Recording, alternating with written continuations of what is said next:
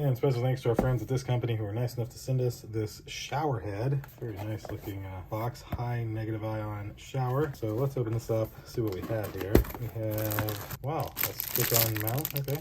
And well, that's it for the box. So this is the main hose for the shower head. It's like not plastic, but not metal. Very interesting, but I like it. They include a little instruction manual as well. This looks like it tapes to the wall to kind of hold the cable or the shower, one of the two here. And then this is, wow, the shower head. Dang, very cool. So you can stop the flow of water with that. I like that little, it's like a fan there. And then you've got a couple of little adjustments here. All right, so let's put this on our shower and show you what it looks like right here. So we have installed our shower head. Now I didn't use this piece due to me having this piece, but with it installed, just turn the water.